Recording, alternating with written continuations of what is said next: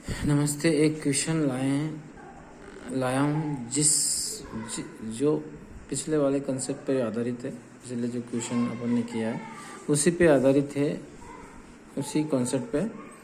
एक विद्यार्थी किसी परीक्षा में 25% अंक प्राप्त करता है तथा वह 20 अंकों से फेल हो जाता है।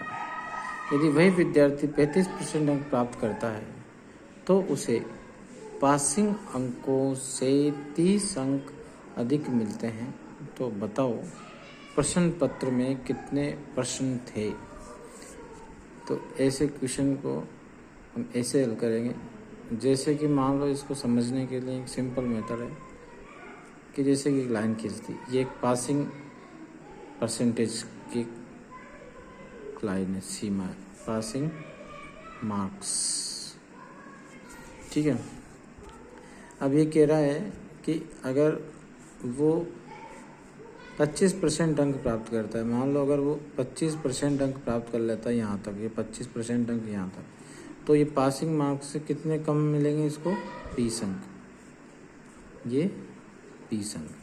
अगर वही 35% अगर मिल जाता है, 35% अगर मिलते हैं तो उसे पासिंग से 30 अंक अधिक मिलते हैं।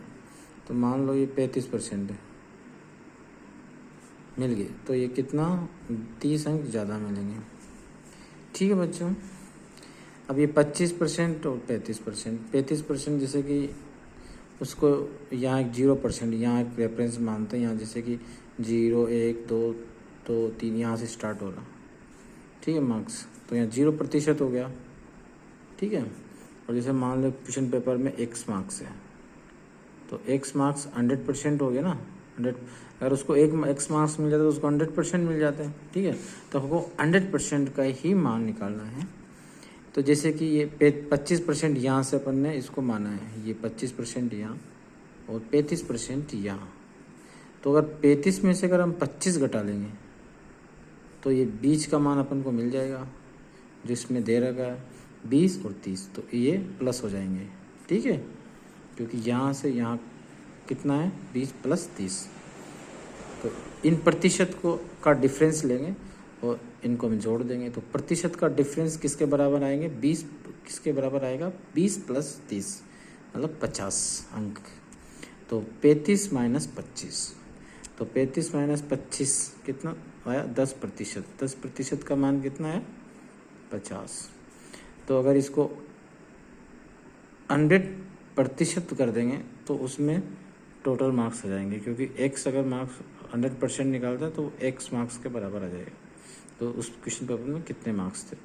और वैसे भी प्रतिशत, अगर कोई मान अगर प्रतिशत में दे रखा तो उसको अगर 100% कर देते हैं तो जिस संदर्भ में वो हम प्रतिशत निकाल रहे हैं उसका मान आ जाएगा।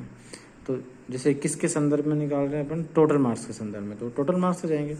तो इसको 100% करने के लिए अपन इसको 10 से गुणा करेंगे, तो इधर भी 10 से गुणा करना पड़ेगा। तो इसको 10 से गुणा करेंगे तो ये 100%, 100%, तो ये कितना आ गया? 500।